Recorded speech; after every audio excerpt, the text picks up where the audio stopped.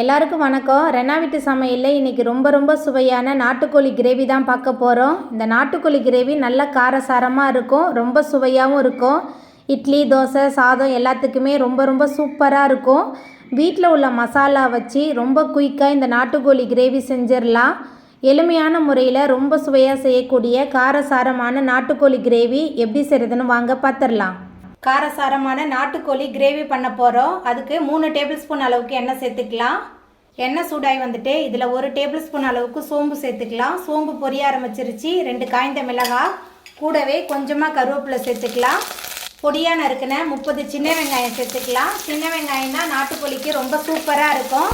சின்ன வெங்காயம் சேர்த்துட்டு நல்லா கலந்துக்கிட்டு வதக்கி விட்டுறலாம். சின்ன வெங்காயம் நல்லா வதங்கி வந்துருச்சு. நீல வாக்கில் நறுக்கின ஒரு தக்காளி பழம் சேர்த்துக்கலாம். தக்காளி சேர்த்துட்டு மறுபடியும் நல்லா கலந்து விட்டு வதக்கிடலாம். வெங்காயம் தக்காளி ரெண்டுமே நல்லா வதங்கி வந்துடுச்சு. இதுக்கப்புறமா இதில் 5 டேபிள் ஸ்பூன் அளவுக்கு இஞ்சி பூண்டு விழுது சேர்த்துடலாம். நாட்டுக்கோழிக்கு இஞ்சி பூண்டு விழுது கொஞ்சம் அதிகமாக சேர்க்கணும். இஞ்சி பூண்டோட பச்சை வாசனை போகிற அளவுக்கு நல்லா கலந்து விட்டு வதக்கிடலாம். வெங்காயம் தக்காளி நல்லா வதங்கி இஞ்சி பூண்டோட பச்சை வாசனை போயிடுச்சு. அதுக்கப்புறமா இதில் நம்ம சுத்தம் பண்ணி வச்சுருக்கிற நாட்டுக்கோழி சேர்த்துக்கலாம். நாட்டுக்கோழியில் எலும்பு தான் அதிகமாக இருக்கும், ஆனால் ரொம்ப உடம்புக்கு நல்லது, ரொம்ப சுவையாகவும் இருக்கும். நாட்டுக்கோழி சேர்த்துட்டு கொஞ்சம் நேரம் இந்த எண்ணெயில் நல்லா கலந்து விட்டு வதக்கிடலாம். நாட்டுக்கோழியை எண்ணெயில் வதக்கிட்டு அதுக்கப்புறமா நம்ம கிரேவி குழம்பு எது சமைச்சாலும் நாட்டுக்கோழி ரொம்ப சூப்பராக இருக்கும். நாட்டுக்கோழி சேர்த்துட்டு கொஞ்சம் நேரம் இந்த எண்ணெயில் நல்லா வதக்குனதுக்கப்புறமா இதில் மசாலா தூள்லாம் சேர்த்துக்கலாம்.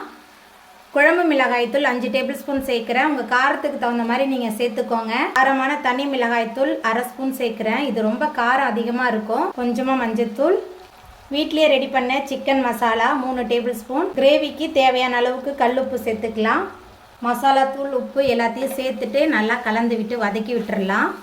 மசாலா தூள், நாட்டுக்கோழி எல்லாத்தையும் சேர்த்துட்டு நல்லா கலந்ததுக்கு அப்புறமா நாட்டுக்கோழி வேகிறதுக்கு தண்ணி சேர்த்துக்கலாம். நாட்டுக்கோழியை க்ளீன் பண்ணும்போது சுடுதண்ணியில் தான் க்ளீன் பண்ணியிருக்கோம், அதனால் குறைவான தண்ணி தான் சேர்த்துருக்கேன். தண்ணி சேர்த்துட்டு நல்லா கலந்து விட்டுடலாம். தண்ணி சேர்த்துட்டு நல்லா கலந்ததுக்கப்புறமா ஒரு மூடி போட்டு வச்சிடலாம். நாட்டுக்கோழி நல்லா வெந்து வரட்டும். நாட்டுக்கோழி நல்லா வெந்து சுற்றிலும் எண்ணெயெல்லாம் பிரிஞ்சு வந்துருச்சு பாருங்கள். அதுக்கப்புறமா இதில் மேலால் கொஞ்சமாக கொத்தமல்லி தழை தூவிடலாம்.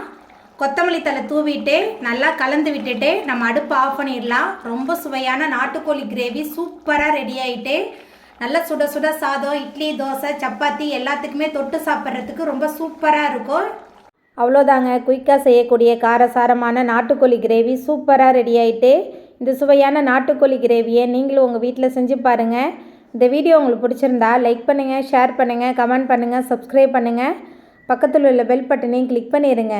என்னோடய வீடியோவை இவ்வளோ நேரம் பொறுமையாக பார்த்தவங்க எல்லாருக்குமே ரொம்ப நன்றி.